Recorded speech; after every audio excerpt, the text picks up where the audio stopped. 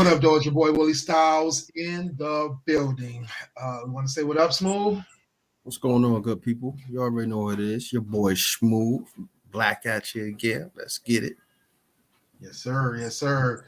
Um, Sorry, my computer's running a little slow. I don't know if I'm lagging over here, but welcome to tonight's show. It's April 4th, 2022.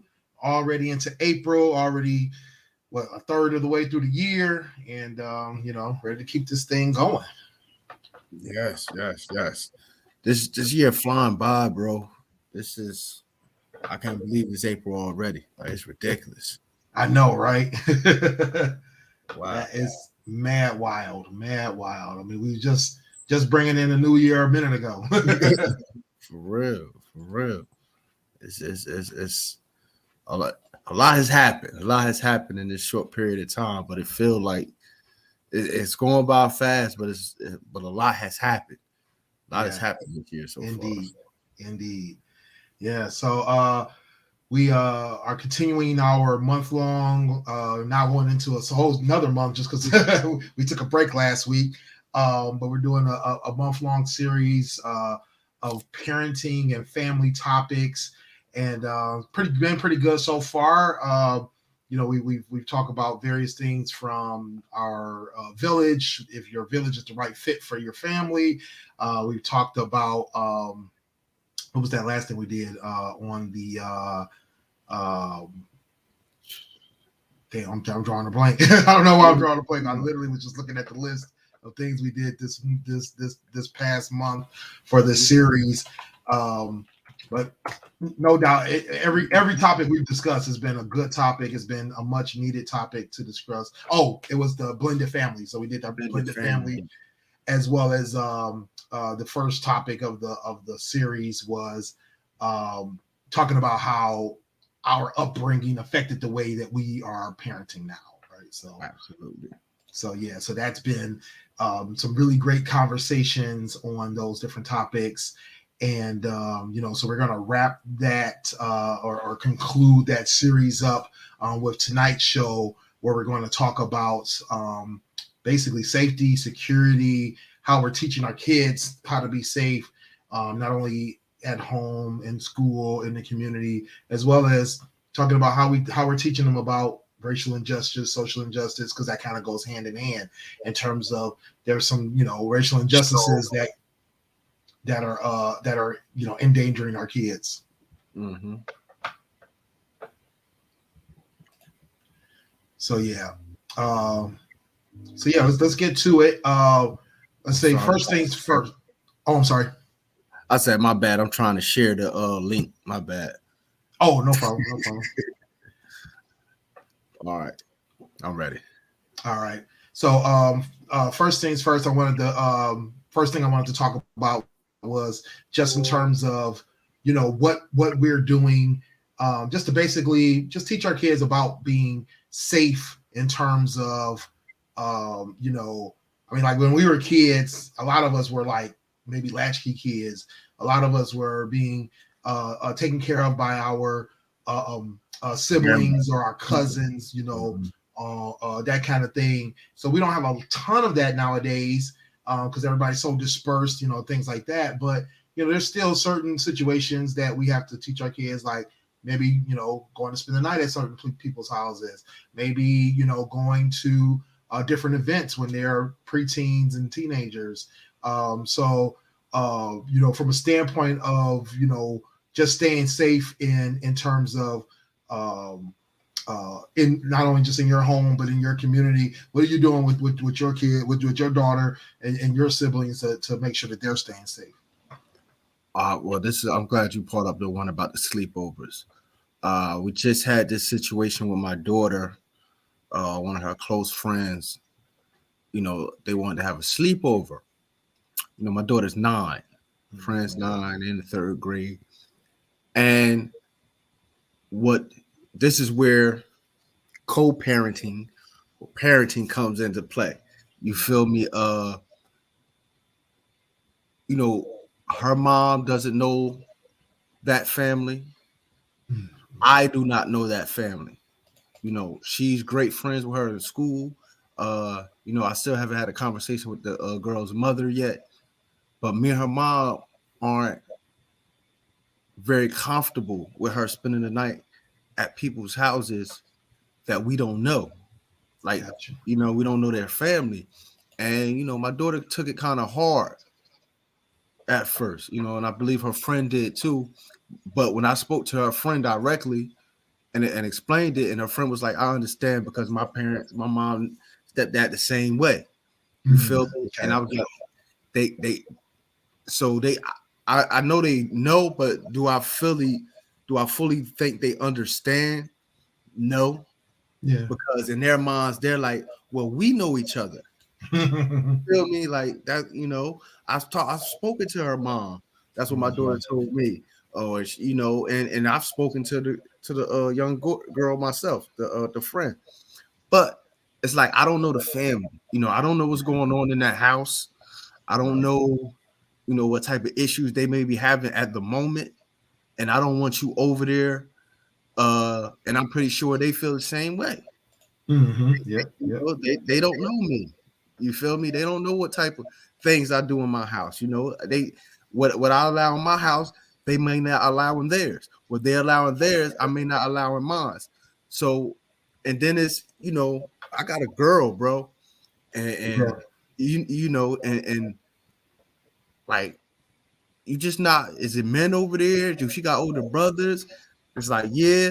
Well, then I'm not really too comfortable with that situation, especially me not knowing them at all. Do you feel Right. me? Right. And so it's like that one is as far as protecting, and you got to look.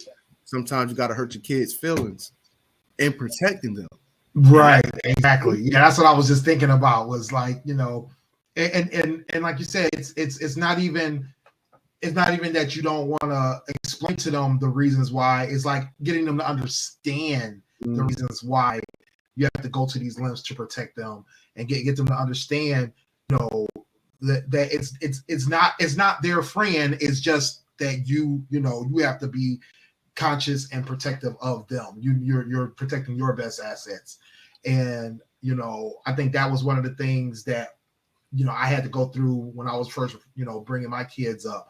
While they're friends, why I would be like, you can bring your friends over here, but that's going to be up to their parents.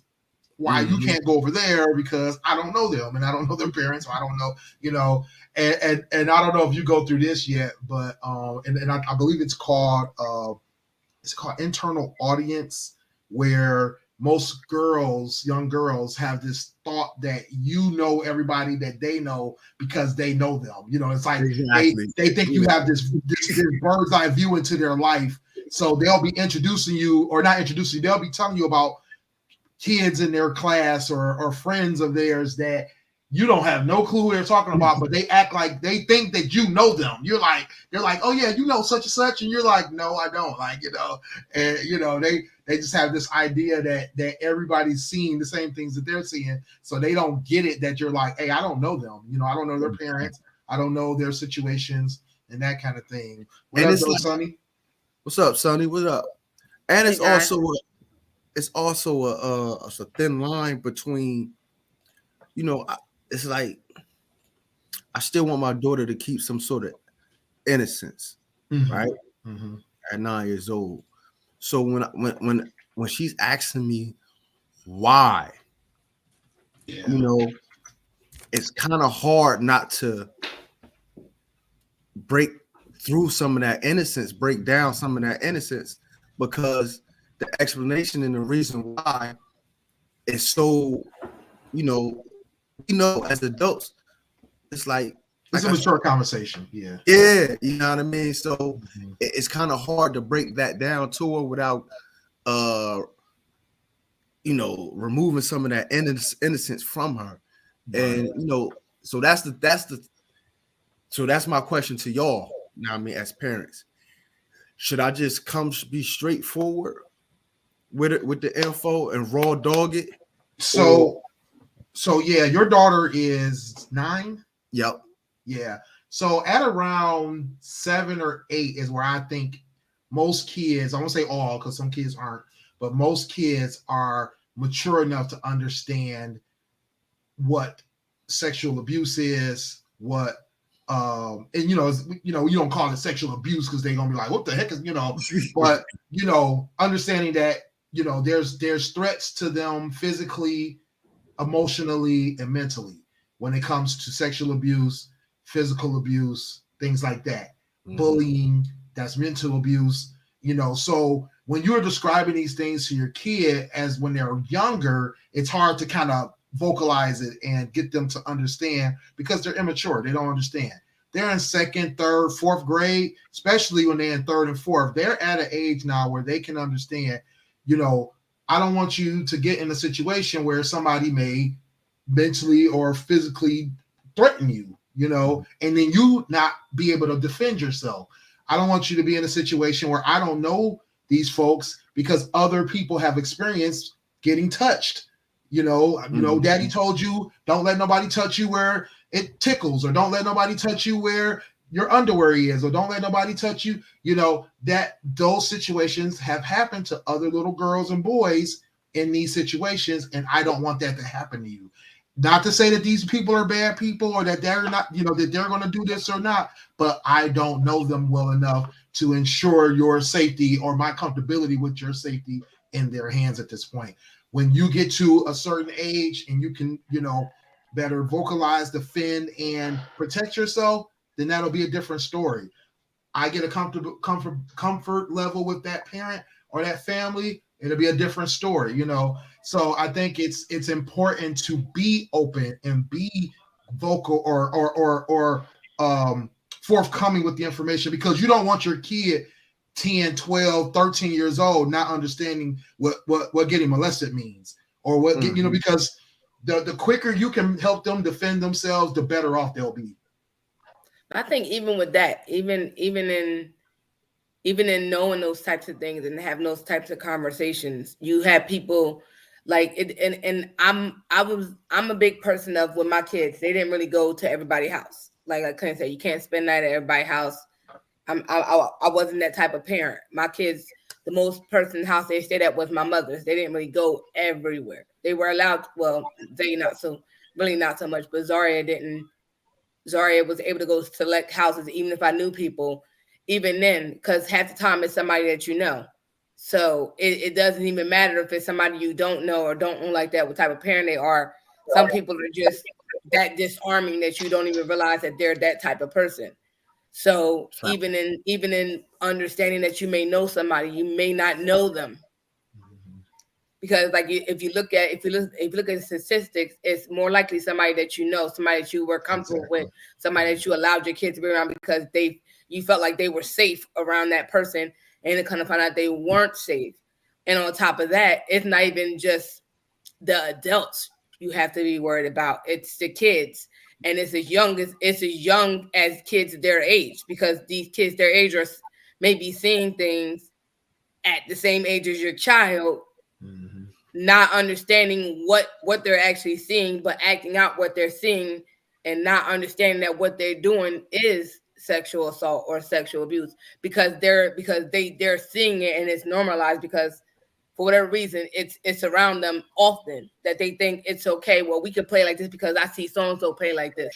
And it's not. So That's the like, it's problem not right even there, the Sonny. adults or the older kids. It could be a kid that is your child's age, and I've heard stories of that. So like, and realistically speaking, we can't keep our kids as safe as we want. We can try our best to not inadvertently put them in situations with certain people, because we all know we got that one family member that ain't real right, that do stuff inappropriate with kids.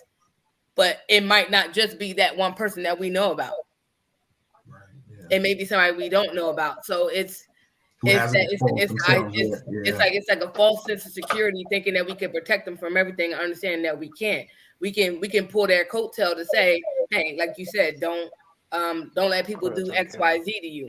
Don't let so and so do this. Be mindful of this. If somebody does this, tell me.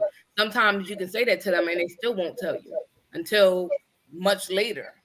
So it's Right. like it's a sad reality of it. And like I said, I'm not speaking it because it's inaccurate. I know I've heard stories with people, many different people and many different friends, boys and girls alike, that have been touched by people that were close to their family. Like their family was just like how most of us are, keeping our kids close knit and not letting them go everywhere. But this one person just was not a real right individual.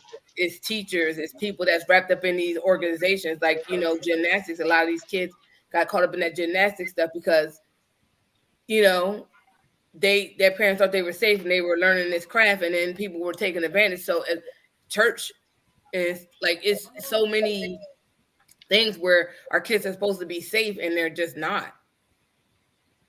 And like the only thing we can do as parents is try to get them aware of signs and different things to let us know that this person is doing something wrong.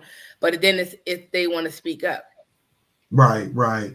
Yeah, I mean, and that's the thing. Like you said, a lot of times that kids are they get into these situations with people their same age, people that you expect to trust. I mean, like I was just reading about it was like one of the celebrities, their kid, one of the reality stars, and their son they found out that their son, who was supposed to be babysitting their siblings, and he had molested his little brother and little sister, and it wasn't, you know, one of those evident things. It was just basically he wanted to or the parents rather wanted to leave their kids with somebody they trusted, figuring their older brother, who was only, I want to say 3 or 4 years older, and, you know, turned out he was molesting them because he was, you know, going through things himself. I don't know if they ever figured out where he was, you know, getting this stuff from, but he basically was getting upset with them, and then he would be either, you know, physically abusing them, beating them up, that kind of thing, and then he eventually escalated to touching them inappropriately and making them touch him. So it was like they never suspected, because of course the little kids were scared of the older brother, you know, and they were younger, so they didn't understand that it was okay to tell, or that it was okay to be open with their parents. So that's why I was saying, too, you got to be open with your kids. You got to be able to say, hey, you know, if somebody's doing this, no matter who it is, it could be somebody we know, somebody that's in our family, somebody that you care about, but don't be afraid to tell me. Be that safe space for your kid. Be that safe. Because I had somebody I know that was a friend of mine's. Their child was doing stuff like different behaviors, and like, you know, in a group setting, and I would just notice stuff, and I'd be like little stuff, kids playing, and then the kid will say something just random, and it's like, yo, what? Yeah, what you just say? And one day he was saying something, he was screaming it, and I was like, well, what are you saying? And he said it to me like this, like I'm talking to y'all. And I was like, yo, you need to talk to your child, because he out here saying stuff, and the age group our children are in, he shouldn't be saying anything like that. And come to find out, he was witnessing. Well, I don't know if she found out, but I felt like he was witnessing something, and this is why he was doing certain behaviors and saying things he was saying. And then come to find out years later, he became a predator. And it's like, yo, like, and you know, this is the thing too. This is the thing too. We have to remember is that our children, or children that we are trying to protect, will fear either saying things or I'm going back to Smooth's question, saying things or vocalizing things, because sometimes we are afraid to say these things. We're afraid to have these conversations. These conversations are heavy conversations. But if you are able to bring it down to a level where your kids can understand, but also make sure that they're clear, because that's the thing about having these conversations. You have to be clear.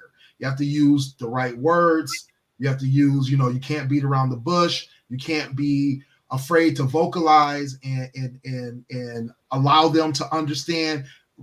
Get there's books actually that you can get, books and pamphlets that are out there that'll help you talk to your kids about this stuff. So if you are either afraid or unsure or just not, especially for people who are just going through this with their first kid or first couple of kids, a lot of times you're just not sure what to say or how to say it. There are, I think the reaction is the big deal too. I'm sorry. I think the reaction is a big deal too, because a lot of parents Yeah. get, oh, I was scared. Like I know for me, my situation, I was a teenager and I didn't tell my mom till I was grown because I knew her reaction and what can unfold there. It was not going to be a court situation. It was going to be a homicide situation Well, because yeah. I knew just how my mom was. So it was Yeah. like I was scared to but tell her because nowadays I was we scared of gotta. her reaction. Yeah, but nowadays we have to make sure our kids understand it's not going to be like that. You know it is. It's not going to be like that. It's that It's like that like because it is. It yeah, is. right. But you know, what I'm saying is that the thing is this is that we have to make sure that they understand it's safe. Because if you're like, oh, I'm about to blow, it's gonna be World War III out here. Your kid is not gonna be comfortable with that. They're not. It's just, I mean, just the fact of the matter. You know, if you make it like it's going to be to the point, no matter how much it is going to be for us that way, we can't put that into our kids' minds. We can't. Because once you do that, you will deaden their sensibility of how they want to feel when they give you this information. If you make that, I mean, yeah, you don't want them to make it sunshines and cherries, but you want them to understand that, look, I'm going to be here if no matter what the worst of the worst is, I'm going to be here to make things okay for you. You know, we're gonna you know, stop this from happening or prevent it from happening or whatever the case may be, and we're gonna get you the help that you need or whatever the case may be. We're gonna make sure that whoever does this gets, you know, arrested or whatever the case may be. But you're not gonna make them feel comfortable if they're feeling like you're going to be so angry, because what anger to them doesn't mean anger to that one person. They don't think of anger as focused anger. They think of anger as everybody's in trouble, and you don't want your kid to feel like they're in trouble. Exactly, because they've given you that information. Now they feel like, oh my God, mom and dad are going to blow up, and now I'm going to be in trouble too. No, you're not in trouble. It's not your fault. Give them the assurances. Make sure that they understand the assurances. You know, I mean, that's the thing. You know, when I went through it as a kid, that was the first thing I thought about, was like, my parents are going to, or my aunts and uncles are going to blow up. They're going to be so mad. We're all going to die up in here. You know what I'm saying? Right. You know, no matter, and I wasn't the offender. It was somebody doing stuff to me. So, but I felt that way because I was like, I know how they act about paper on the floor. Everybody died on the floor. So you know they're going to kill us over this. You know what I'm saying? So you have to give your kids that comfort and assurance that you're a safe space for them. Yeah, that's definitely facts. I can dig. What up, Jeremy? Thanks for that. He said pray for the babies. Definitely pray for the babies and pray for the kids. Absolutely. So what's another way? Oh, hold on, Hank. You get in on this.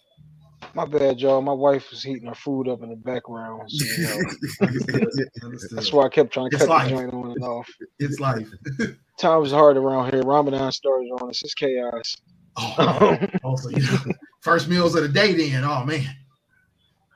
It's just chaos around here. So my bad, y'all. What's up? What's up, Smooth? What was you about to say, bro? Another great one yesterday. Me and my man Smooth. Yeah. We definitely had a great show yesterday. Episode 61 coming soon. Yeah, I'm trying to avoid referencing it until it come out, because so it kind of some of the things we talked about. Y'all over here just taking stories from over here. I know, right? I mean, when I tell people, like, when I be looking down, sometimes it'll be like, oh, that's a topic. Let's put that in the phone and make sure exactly. That's how it should be. Lock that one away for later. Exactly. That's how it should be. So you kind of mentioned this before on a previous show on that we have had about your kids spending the night over somebody else's house, and how exactly. So no. Yeah. So how do you break it down to them? It's really kind of simple. My brother, she could stay. My oldest daughter, the baby, obviously she was quarantine baby, so she ain't stayed the night at nobody's house. Only person she ever spent the night with was grandma, and that was like we was moving, and you kind of have to get her out of the house. Yeah. But my daughter, the only person house she ever spent the night was grandma and my brother, and that's because like my nephew, my niece, my brother's family, like that's a kosher situation. I know he ain't gonna never do nothing to her. Anybody else is like it's sad enough, but everybody's suspect at that point. Too many miscellaneous boyfriends, too many shaky character girlfriends, and all of that type of situation. It was like, Sonny was saying this, where it'll be a situation where the kids will be touching the kids because one kid's being exposed to something that they shouldn't be seeing at all. And the problem with that being, if it's normalized to that child who's being traumatized and has no idea that they're being traumatized. So then they go show their little cousin, well, this is what we do at my house. And you don't know that until you know that. And the one thing that you cannot do is call me and tell me that we now know that. And not even that it's just my daughter, that it's one of my little cousins, it's one of my nieces. And somebody calls me and says, such and such touch such and such. We talked about this a couple weeks ago. You call me for all types of versatile situations. And if I get the phone call that this is what we just found out, then he is no longer the baby father, the boyfriend, or anything, because that nigga will no longer be a part of the situation. Like, we cannot have this kind of guy around. Rather it been, like I said, not just to take it there about my daughter, because this was something like we had talked about before, whereas my uncle and my dad, who were the two guys of the family, both died 9 months or so apart from each other. So it was like the void kind of was there, and who steps into that? That was me. So if anybody is in a situation where they feel uncomfortable because he said or he does or any of that, you can't stay here, cuz. Like, I don't care if that's your daughter, that's your son, whatever. There's a feeling from this child or from this parent, whether it be the guy or the girl, because the way these people is these days, the girl will be doing something to the youngin'. Yeah, the woman. Yeah. Like, we'll laugh and joke you can't trust the women either. We'll laugh and joke about how it's cool, but if he's 12 or 11 or 10 and he's doing something when he don't even know like what that situation is, we going ha about it, but in all reality, she's fucking this little boy up ungodly. Like, he might grow up to do some type nut shit to somebody else, thinking, well, this is what happened to me. This was cool when I was doing it. So like, you gotta nip that shit in the bud on all aspects. And it's sad enough to say, like, yeah, you can go over for the afternoon, you can go over for the party, but spending the night, take off your drawers, and like, I probably had like I said, I can, knowing myself, like, my little cousin stayed over with my daughter one night, and it was like, they in the tub. Can you get us a wash rag? What? Like, I don't even want to go in there and through the door. Like, so I know if, like, I would never want to put my daughter in that situation where she got to ask somebody for fucking washcloth. And now this creep ass nigga that came in here, and now they like, yeah, I ain't visiting days on Friday. You know what I'm saying? Make sure you send them some books and lots of flicks. So let me ask you this. I will go happily if you touch my daughter. Violate facts. I already know. Smooth. I'm like, can you make sure money in my book? I'm like, got you. I know, right? Exactly. Let's start this GoFundMe and get together. Hey, Sonny, that's because he's cool, Dad, as you can see in the background. Coolest dad here. So let me ask y'all this question: how do y'all protect y'all kids from their friends' manipulations of their emotions?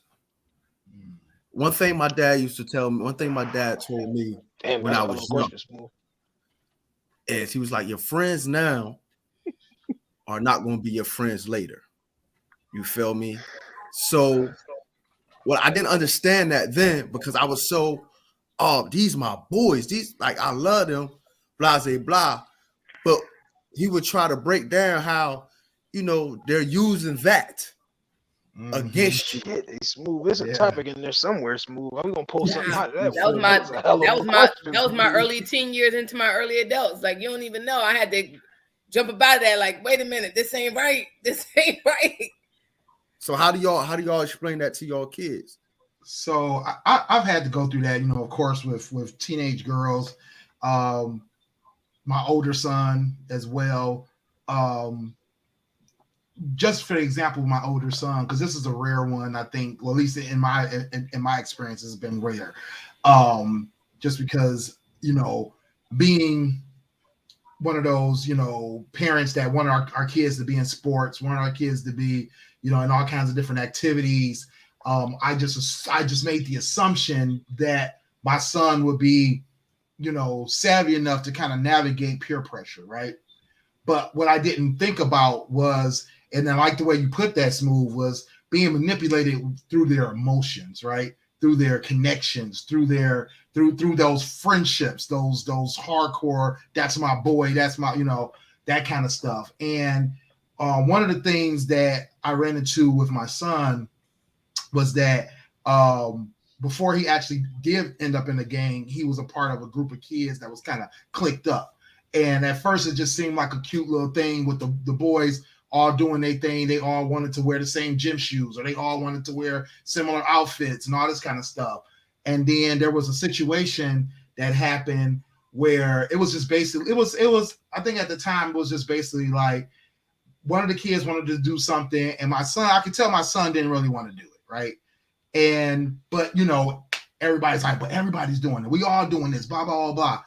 So it's a little bit of peer pressure, but it's also like that loyalty thing, right? It's like you're not being loyal to the group, and at the time I didn't really know how to explain it to him because I just didn't have the experience to be able to explain to him, like, look, I basically just told him, look, if you don't want to do it, don't do it, but not understanding what was going on there, what they were doing to manipulate him. I realized it later on when I saw it happening to my daughter, and it kind of clicked in. I was just like, okay, I get it. And it's basically the same situation. The girls, they doing their own thing, and they like, oh, we're going to do such and such. And, and now she feels obligated to these girls to do the same things that they're doing, or to do the things they want her to do. In this situation, it was more directly like pushed to her, like, we need you to do this in their benefit, And at first, when I first saw it, I was just thinking like, oh, I knew exactly what they're telling her. Like, look, you're not benefiting from this. They're benefiting from this. And now you're out of whatever your time, your efforts, maybe money, whatever the case may be, you're out of this, right? But then, like I said, what it clicked for me was, it was almost basically the same thing with my son. He wasn't out of time or money, but he's still out of his, while he wanted to take a stand for himself, right? His own self-image or his own self-worth, he's sacrificing that for the good of the group, right? And it's like, what is that benefiting you, So the one thing that I started to realize is to explain to them, like, look, kind of like what your dad said, like, look, sometimes we have friends that are going to ask us to do things that we either don't want to do or can't do because maybe we don't have the kind of money that they have or have the kind of resources that they have, or we just don't feel it's aligns with us morally, being that we, have a certain relationship with God, a certain religious relationship. We don't want to do those things just because they're doing it, So don't sacrifice your self-worth, your self-image, or your maybe time, space, or money just to benefit somebody who's not, who that isn't doing anything to benefit you, especially when it demeans you or reduces your own self-image or makes you feel less than, So that's one of the things, usually I think teenagers go through this more often than not, preteens as well. So luckily at that age too, again, they're mature enough to kind of understand when you're explaining to them, like, look, you may feel like this is the end all be all, this clique and this group is your life, but there's going to be more friends. There's going to be more groups. There's going to be more situations, Some you are going to have to make sacrifices for, because maybe it's the football team, and the football team is like, look, bro, we all wearing blue today. This is the team color, and you're going to have to make that sacrifice just because you don't only like red. You're going to have to wear blue today, But because we're blood. When it comes down to something important, truly important to you, something that truly affects you mentally, spiritually, emotionally, stand up for yourself. You got to stand up for yourself. You can't lay down and let people walk all over you. That's facts. I think for me, it was a little different with my daughter. She was in like the odd group growing up. So her friends were like the odd people out. They weren't the popular kids. So I didn't really have it early on. Later in high school is where it kind of like, hey, it's a little different. And luckily, she kind of didn't fall for the okie doke. A lot of her friends were doing a lot of things they probably shouldn't have been doing. I caught wind of some nonsense, addressed her accordingly, and was like, "Listen, this is what's gonna get you." And like, she kind of got grouped in some nonsense that she participated in. She wasn't she didn't participate to the extent that most kids participated in, but she was like flirting with it, like going off across that thin line, and basically was like, "Look, this is where you can end up. We don't need this. So if that's what you want to do, that's what you want to do, but understand the consequences of what's gonna happen." Versus, if you choose a different path. And luckily we got out of the way of that. I think it's gonna be interesting with my son because he's gonna be a little different. He already on his own wave, but who's to say as he gets older he don't get involved with certain things he ain't supposed to get involved in. I'm hoping so not. I mean, like from my childhood, I didn't really get that direction. So I kind of fell into that, and then I had to get out of it as an adult. So Let me throw this at you though, Sonny. This is the crazy part about the way that the world is now.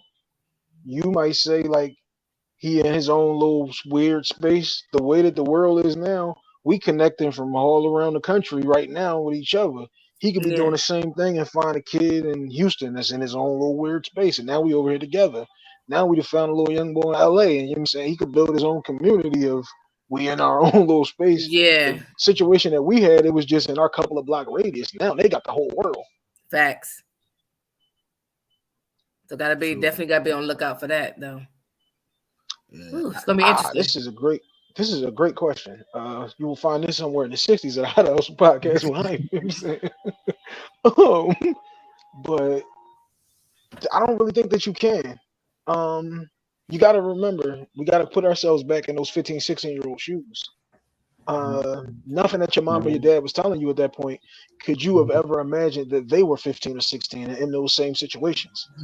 We all think that we creating some new shit and doing something that ain't nobody else ever been through. So when you telling me, Dad, that nah, these niggas ain't gonna be around forever. What you mean? These my niggas. Whether Sonny is saying we in a little weird space, we want to be gangsters, we want to be ball players, we want to be video gamers, whatever the space it is that we're in. This is all that we've had and all that we've ever experienced. So we are loyal to a fault at those situations when you're that age. Loyal to whatever that situation is. Now, some of us go a little, you go a little extreme if you be trying to be gangsters and all of that type of time. But they're not going to listen to it because they have no trial and error. They can't imagine you having a 15-year-old's eyes or 15-year-old mindset. So it's like it kind of is like a catch-22 of I gotta say it to you because you're my child and I have to try to protect you at all costs. But ultimately, most kids will go to the situation where my mom told me don't go that way, so I'm definitely going over there. It has to be great Facts. over there because she don't know shit about none of this. She wasn't Right. never in high school. She was born at Like, I'm 37, not gonna and be this because she did it. Don't mean I'm gonna doing it as we that's them speak. old. That's them old niggas. They just didn't know how to do it. We know how to do it. We just invented this shit. That's how all of them think. Is young, dumb, reckless, and you can't see to when you were 16. You could not see yourself at 37. You That's couldn't funny see because I that just at had all. that conversation with my daughter about being young. We talked about on the podcast about being young and being selfish, not caring what our parents going through, not caring this and the third. And her thing was, I You don't ain't have that selfish. I'm like, perspective. we You all can't. were. I'm like, we all were selfish. 18, 19, 20, 21. We didn't give a fuck about nobody. We was on It's our own four of wave. us on. It's four of us on here right now. When you was like 10 and wanted to do something that your mom or your dad said no, and you said, "Man, when I have kids, I ain't gonna be like that." You have Yeah. We like that. you have no idea what the fuck is going on in that front room. You ain't Word got up. no idea the lights about to be off, or we just scraped up them hot dogs to find you niggas something to eat, or Right. whatever the You situation you is. you You have thinking no it's idea. fun meal night? Like nah. Right. You thinking they gotta feed me. What you mean? We eating every day. Word. You That's have fact. no idea what it takes to get there. That's why I always use like my aunt and my uncle for example of like you want your marriage to work, keep niggas out your marriage. My aunt and my uncle been together since like they was like 14. They're in their 70s. I have no idea what it took for them to get to be 60 years together. but I know if I bring something to them, that they can help me out in the situation because I know they've been here. But if you can't picture that person being in those shoes, you're probably really not going to pay attention to what it is that they're giving you. So this is a hell of a question, but like I kind of think we really can't because it's like they gotta get that scrape on their arm. They gotta show you that I scratched my elbow from here to here, just like you did, Dad. Because without that scratch, without touching the stove, you'll never know it's hot. Yeah. Somebody can tell you all they want, but you ain't gonna know it until you go. We had to learn the hard way. I agree. I agree. You all right, Willie? Yeah. Weird noise behind me. I'm like, it was a little louder than normal. Like, wait a minute. But yeah, that's how it was louder than normal. People out here crazy, bro. That's how I kind breaking in on Willie. Because it's like I try to have that conversation with my daughter. It's like, don't let them gaslight you. And like, don't let your friends gaslight you. Because we said teenagers, and this day and time is happening earlier. It's happening earlier. And because these kids now are exposed to so much earlier than what we were. You feel me? And I was trying to tell my daughter, like, I was 9. I can vividly remember me being 9. I was in the 4th grade. Think about them. I can tell you damn near all the fights I got into it in 4th grade. You feel me? The suspensions. My mom can remember. My mom probably still got my report cards from 4th grade. You know what I'm saying? Chill. I still got a 3rd grade report card. Don't make me go pull it out. You feel me? Like, so I was trying to explain to her, like, it seemed long ago to you, but I understand what you're going through.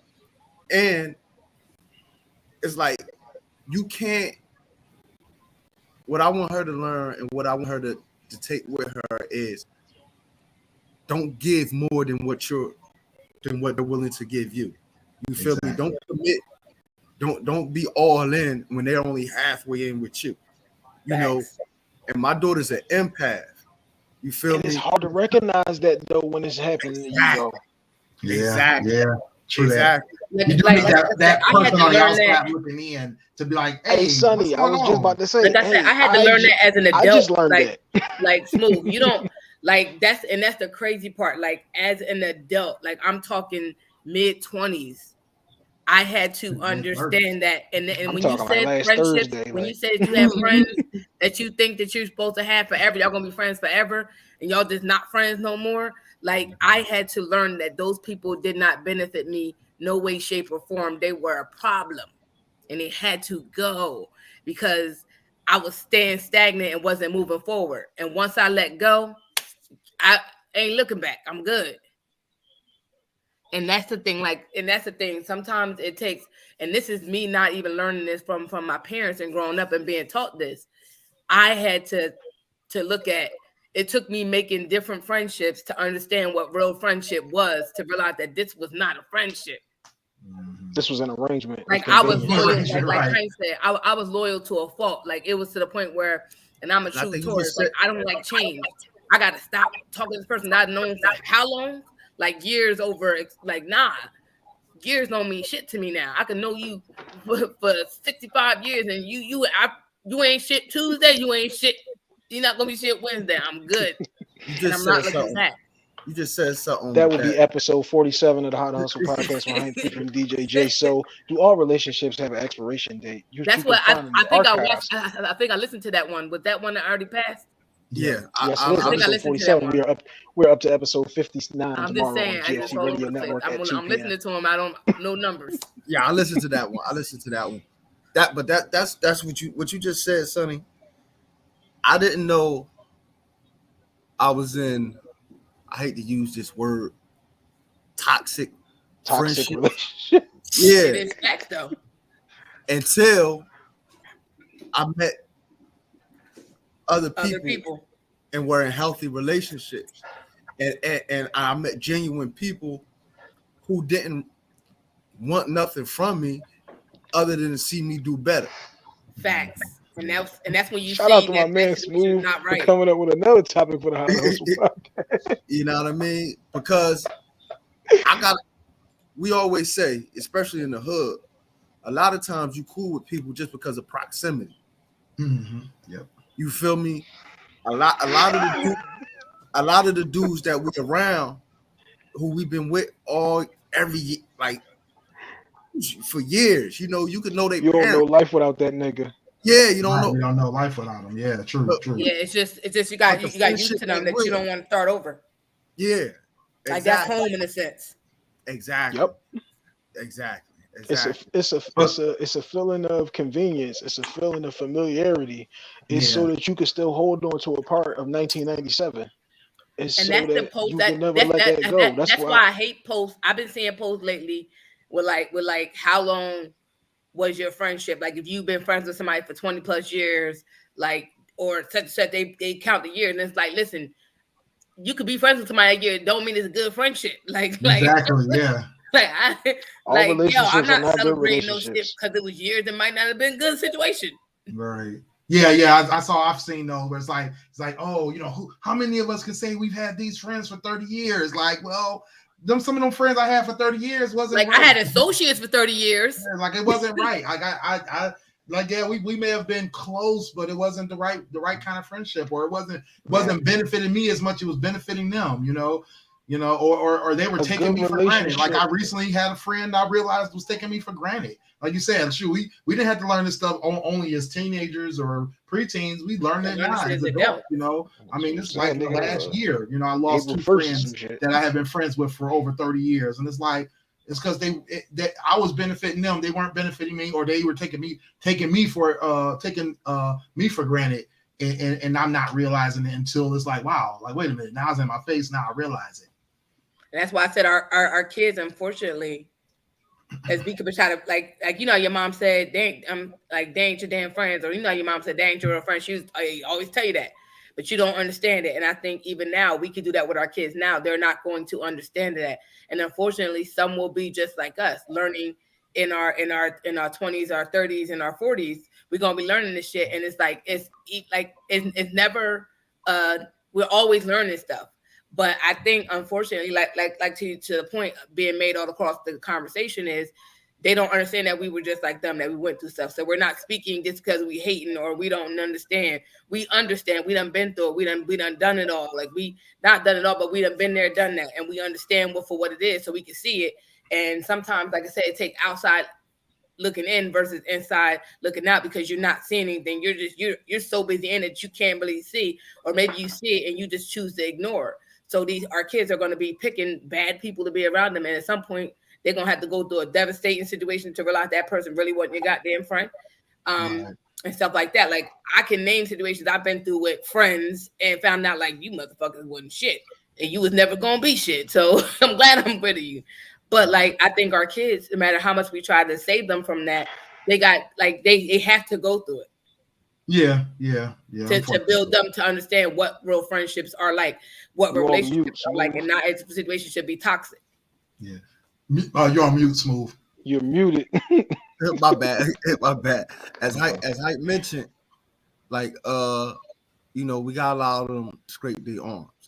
You feel me? We gotta allow them, like the DMX song said, nah, I mean, I got to put you on your ass to see if you walk. You feel me? You might bump your head, but it is what it is. You know what I mean? You'll survive. So I guess my next question, damn hype, man. We done did the damn show. Hey, listen, brother. Go build a little anticipation. Give them a snippet. You don't give them the whole sandwich. Break them off a piece of the corner, Smooth. Okay, how should I word it?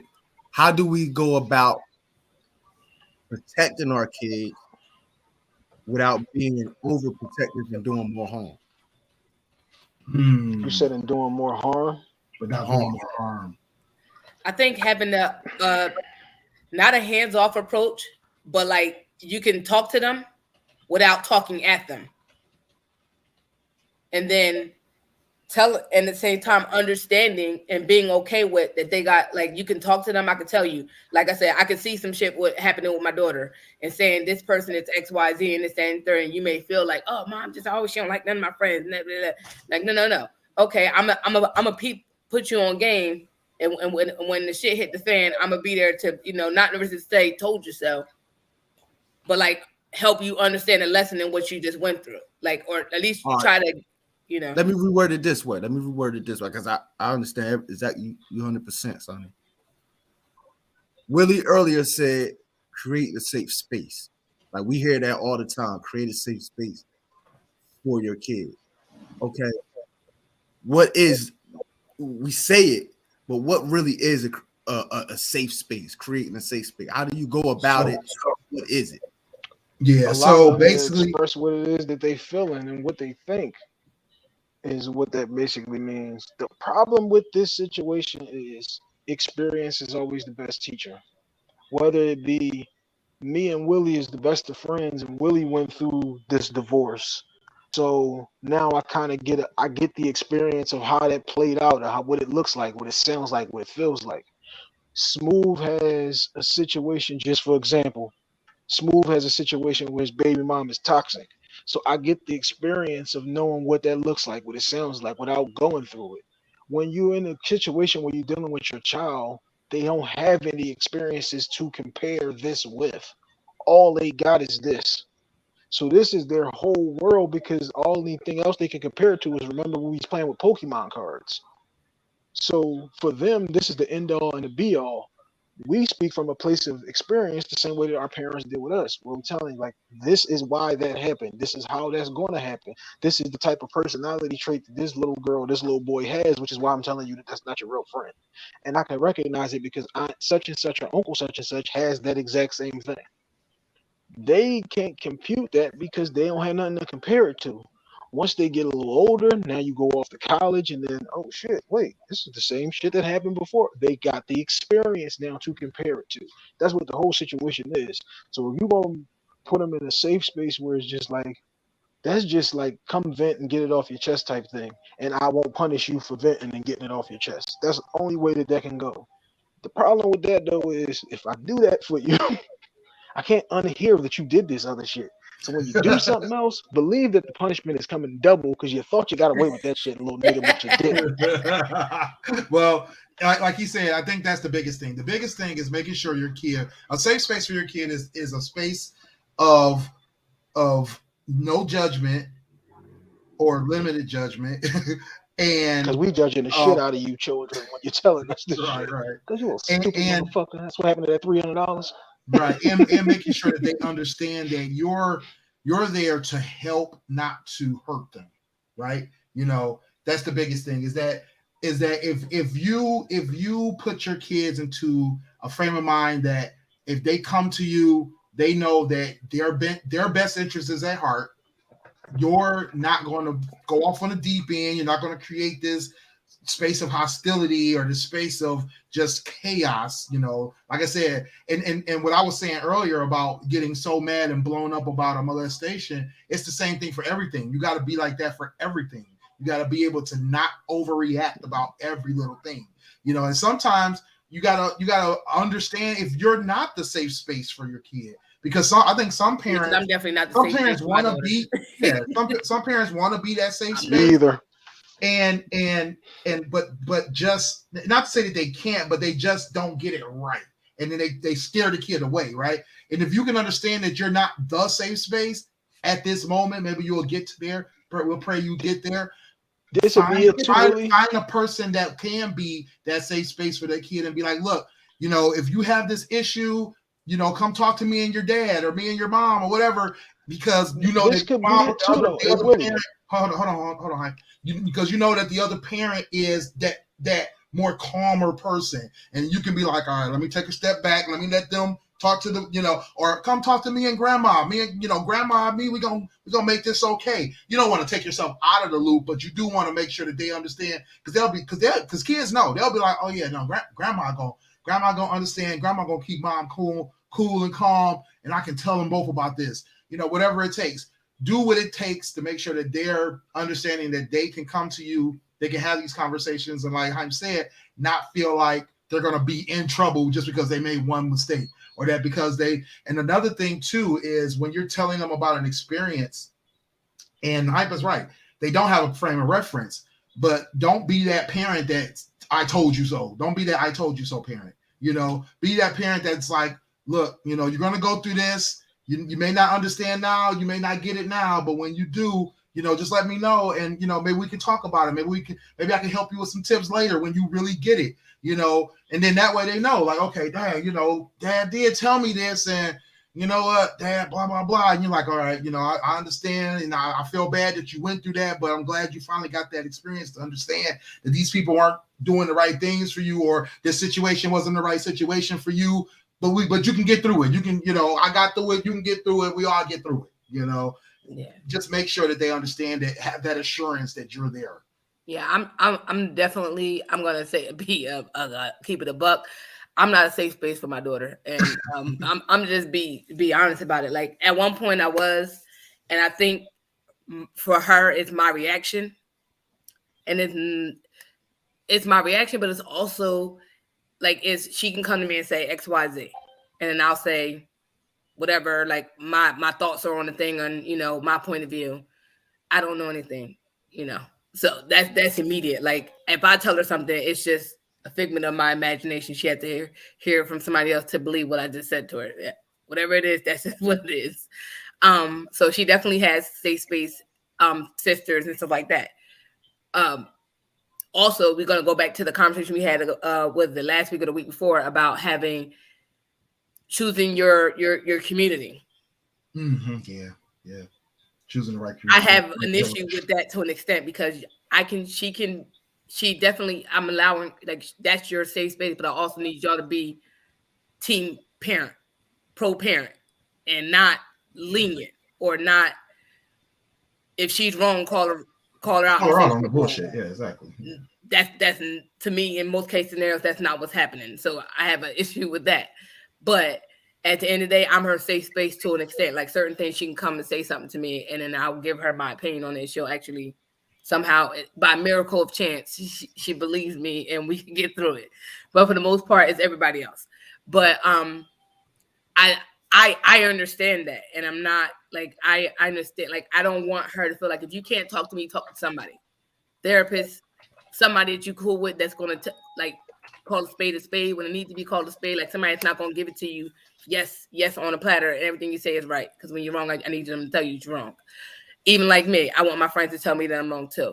But I think that them definitely having a safe space and being able to talk to non-judgmental, but also them understanding too that if you come to me, I'm going to give you my perspective. Mm-hmm. Because, you know, we can vent.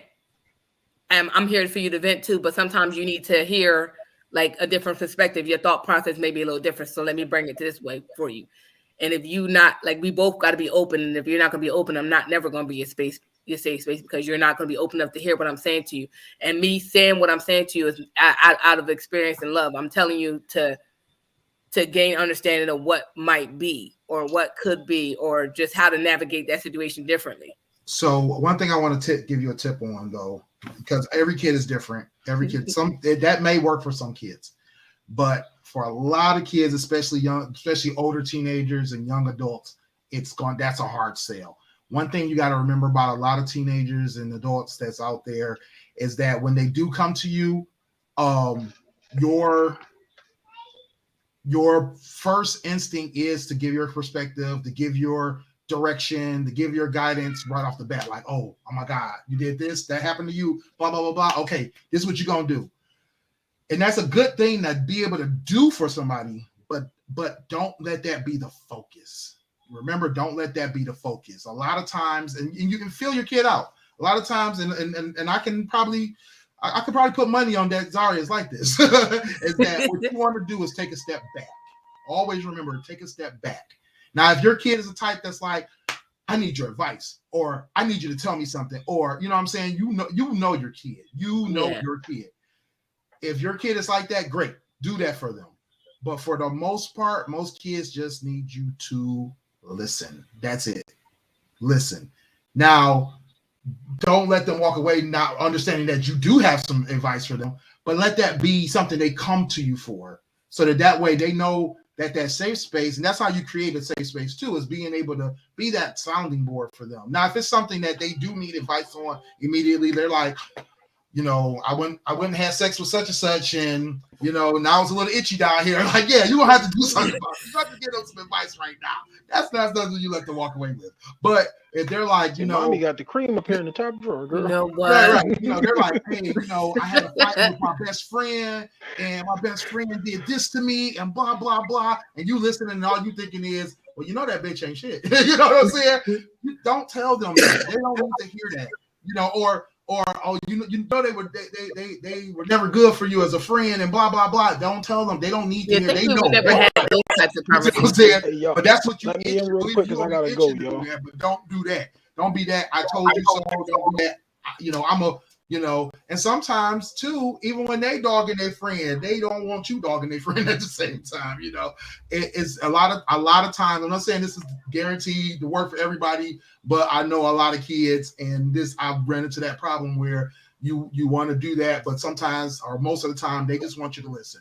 They want you to be that sounding board. They want to get that information out to you, and for you to be like, all right, you know, you're gonna make it through this. You know, if you need me. You know, if you need any advice, you know, you can come to me. We can talk about it later. You know, but at this point, you know, what's done is done. Hope you feel better. Hope everything works out. But you know, let me know if you need something more. And they may right then be like, oh yeah, you know, what do you think I should do? Or what do you know? Or they may just be like, all right, thanks. You know, appreciations, and keep it moving. So let me jump in quick, y'all, because I gotta go. Two things I got for you. One. You might be the great sounding board for your niece, nephew, or neighbor, but because it's your child, you might not be the perfect person for it. Look in the mirror is always the first where it starts, the where honesty has to start. I know I'm not going to be that for my daughter because I know I'm looking at this like a parent. And this is the other thing that I want to get into is it's hard for us to have a conversation with our child. A conversation is like we're having now, where everybody's making their points, everybody's listening to what the other person is saying, and then formulating a thought coming from a place of no emotion. When you're having a conversation with your child, it's always emotion involved in there because that's your child. And you're looking at it like, I know I did this, and how did you end up doing this dumb shit? We all make mistakes, absolutely, but you look at it like, man, I prepared the table for you to have to not go through this dumb shit. Why are you going through this dumb shit? Why are you gravitating towards this? But it's just because you're coming from a place of what the fuck are you doing? When it's your nephew or your niece and all of that, it's like, come on now, you know better than that. And they're listening just because it's not mom or dad. They're just receiving it better just because it's not coming from you. So sometimes you got to play, you know what I'm saying? Like Sonny is saying, you got to be team parent. So we have to structure the situation to, okay, Aunt Sonny is the one that you go talk to about this because me and Aunt Sonny are here on this. Uncle Willie is the one that you go talk to because me and Uncle Willie are already here about this. And I know he's going to listen to you and he's going to give you the same message I would have gave it to you. He's just going to deliver it better. Good point. So my bad, y'all. I think I said from the beginning, my bad for being late. Ramadan started on me. Things get chaos for me once Ramadan started. I've been calling Willie since yesterday. I haven't had a chance to sit down today. The little girl's still down there calling me now. So I gotta go though, y'all. Y'all hold it down for us. You know what I'm saying, for the rest of the night. Episode 59 will be out tomorrow on the GFT Radio Network at 2 p.m. Follow me at I Am Hype on Instagram and Twitter. Custom Hustle World on Instagram and Custom Hustle Co on Twitter. Get all your custom needs. And H2H Cleaning is my cleaning company. Appreciate y'all, gang. Appreciations. Yep. Have a good night, brother. And that's all right, funny too. Let's wrap back around. Let's wrap back around to Smooth's other question about how we protect our kids. Because I think we kind of strayed off from that question. Man, we still got that echo. I don't know where that echo is coming from.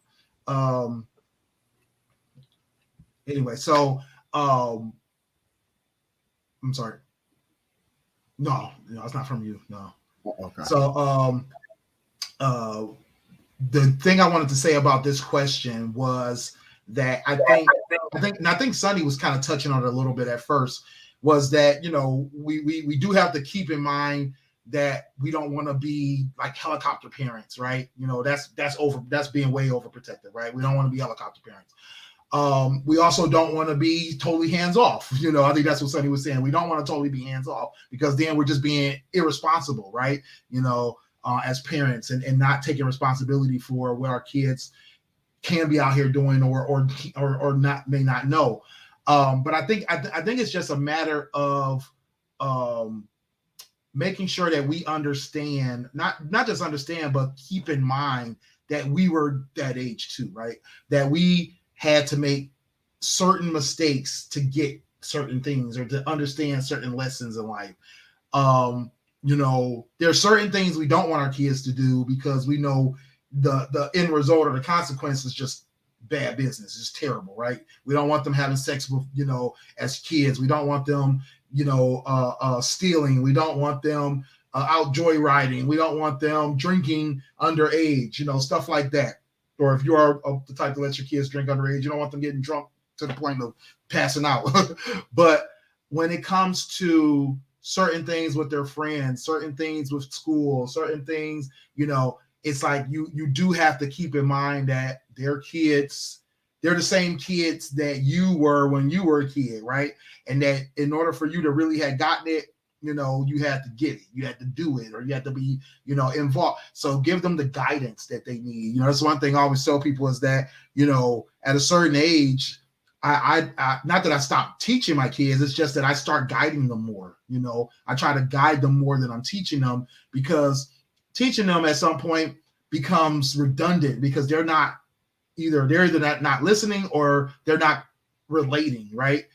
You should teach them, but but just understand they're going to make mistakes based on the stuff you taught them. But if you're giving them good guidance, like I tell my kids, like with schoolwork, I got smart kids. I got really, really smart kids. They're not, geniuses at everything, but they definitely get it, when it comes to schoolwork. So my thing is that I know my kids are smart enough to do average or better work in school. So I don't helicopter them on their grades, not directly to their face, at least. I do probably on the back end just because I'm kind of a stickler for that. But the thing is, I don't, my thing is this, is I tell my kids every day, oh, looks like you're having a little issue here. Do you need any help?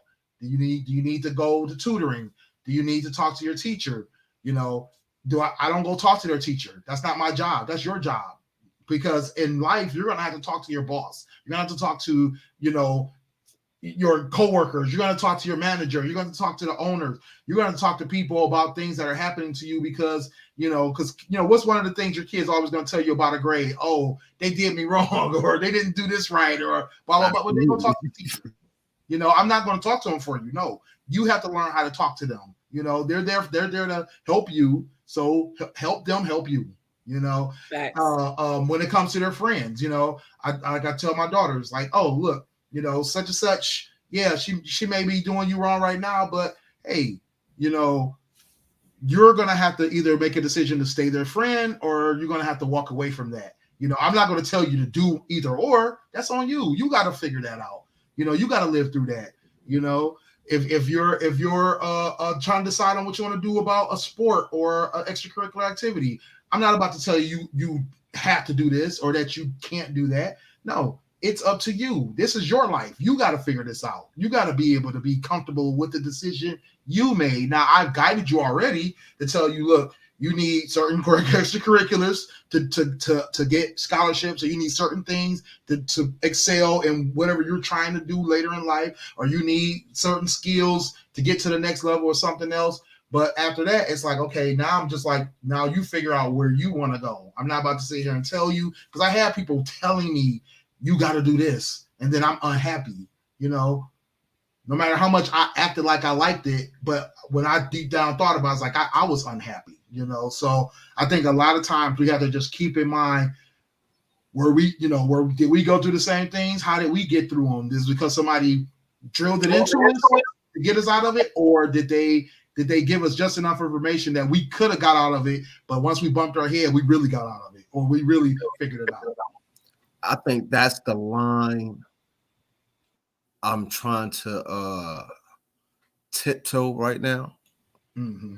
Is, we always say we don't want to be the parent to vicariously live through our kids, right? And most of the time when we say that, we're talking about the good things. Oh, I want my kid to play this sport because I played this sport. or I want my kid to play this instrument because I played this instrument, or what have you. You feel me? Right. But sometimes it's, oh, I went through that same trauma. My daughter's going through it now. I want her to handle it like how I should have handled it then. You feel me? Yeah, that's a big temptation. Yeah. You feel me? Like that's a huge temptation.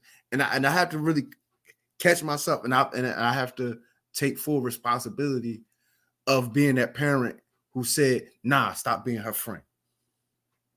You feel me? Because I was just trying to, cut it off right then and there. Don't, before it goes any further. You feel me?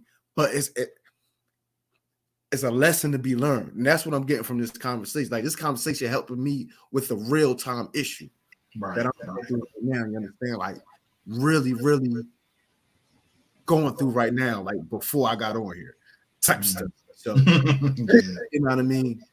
So it's like, I have to catch myself in doing that, and I have to apologize to her because I've did that, you know what I mean? And explain to her, like, yeah, as I tried to push on her, like, like I just said earlier, I remember vividly when I was 9. You feel me? And I remember them emotions. I remember them friendships who I thought was friends and really weren't my friends then. They was the first to laugh at me when something happened, blah, blah, blah, So I got to stop trying to live vicariously through her on that angle and let her experience that. It's just that it's hard when you see your baby cry. Yeah, indeed. And I know I ain't gonna get mad. This is kind of what we talked about on the show. I was like, once I had my daughter, bro, like I got really emotional. Like once I found out, like my emotions switched. I got super sensitive, emotional. That's the word I want. Yeah. You feel me? I think that's the thing as most parents. From acting emotionally when I deal with her issues. Mm-hmm. I think that's what we do as parents. Like we don't want to see them hurt, especially if something that we understand and went through, right? Right. So you don't want them to go through stuff that we went through because we know how we felt in those situations. So I think that's our instinctual parental vibe that we give off. Like we're saying these things to protect you from what we went through. And at the end of the day, like we really can't help you avoid these situations. And I think that we have to understand as parents, it's a part of their growth. They have to go through things to grow. Because if they don't, and that's it reminds me of the Finding Nemo thing when the dad Marlon was saying he has to protect him. He can't let anything happen to him. Mm-hmm. And he said you can't let nothing happen to him because then like nothing would ever happen to him. Yeah, he won't be able to grow, and that's the thing. Like, and it's that ideal scares us because we don't want them to go through stuff. We don't. Even like my daughter, she's 19. She'd been through some stuff. I wish to God she had not gone through stuff. Especially like I went through bullying for the better part of my childhood up until I started knocking people out. So, but like if I could have avoided that, how I felt, and I could have avoided her feeling that way. We get to that point where we protect them from not feeling that way, and they have to feel that way. It makes them the person that they are. So, like even though going through the bullying, like even like with myself, even like with her, going through the bullying for that, like you're a beautiful person. Like so, at the end of the day, like you went through all that, like it was basically preparing you to be like a diamond, if that's like the term. Like now you can shine and you can do what you're gonna do because at the end of the day, that was what you went through to get to where you are now. Had you not gone through that, and even though I didn't want you to go through that, you are the person you are now. And even like I said, like it's all a part of the growth. But I think that as parents, we just don't want them to go through anything. Like I like even now, even with my son, I hate even though he doesn't understand that people are judging him and they don't know him. Like if we go out, he has like a meltdown. People are judging him. I'm so upset because you're judging my son and you don't even know him. So I go into protection mode. He has no idea. what's happening. He's oblivious to the in whole situation. whatever he's in his own little zone, la la la, not even caring. But I'm caring because I'm protecting him, and he doesn't even give a damn. You know? Yeah. And I think that's just how we are as parents. But like we have to understand that it's a part of their growth.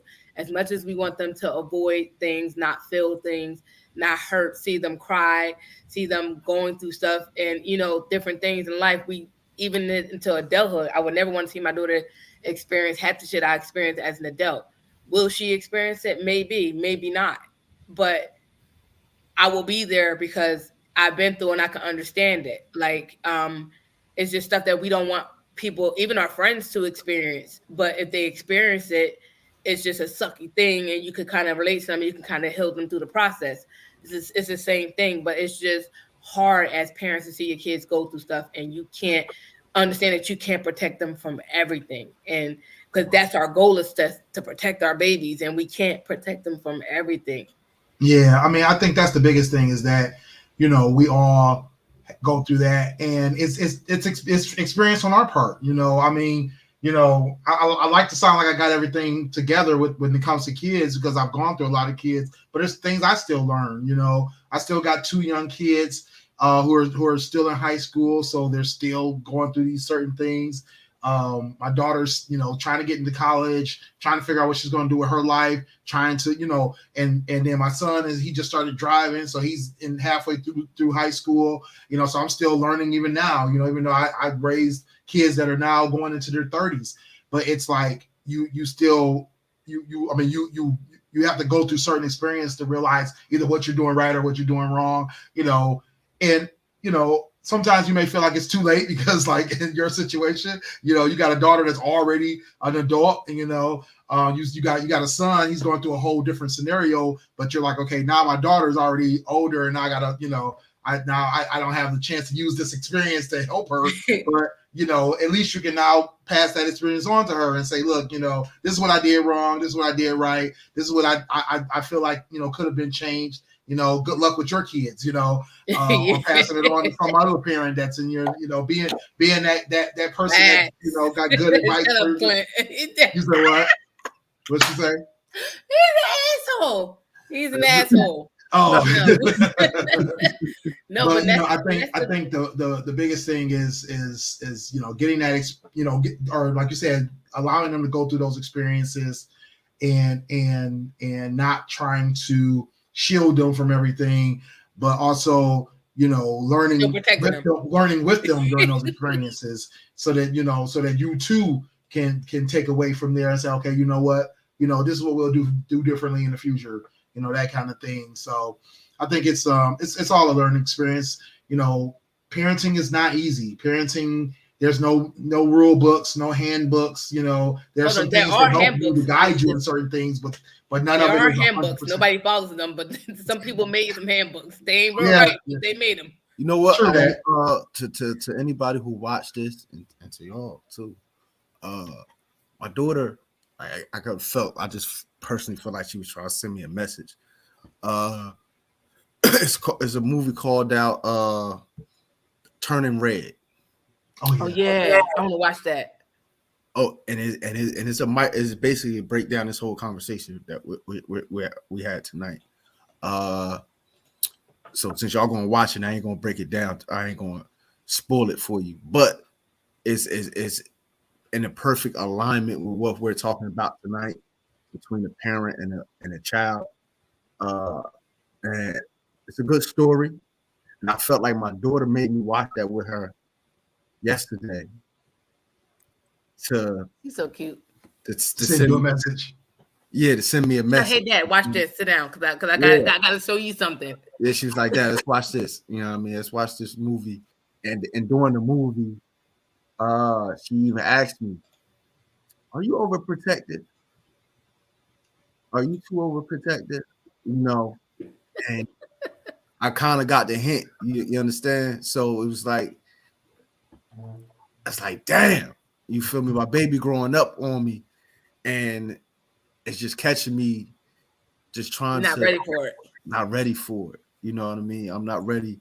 No matter how much you think you could prepare for something, and you can never, you know, I it's certain things I said to my mom, like I don't even want to get emotional, but to my mom and dad, like I apologize as a child, you know. Oh, I can't wait till I'm grown. I'm gonna be a better father than you, you know. Like, you know, like man. Like Yeah, who said it? Hype said it. How we don't Mhm. want to be like our parents. We ain't Yeah. gonna do what they did, and we be on the same shit. Yeah. literally be on the same tip.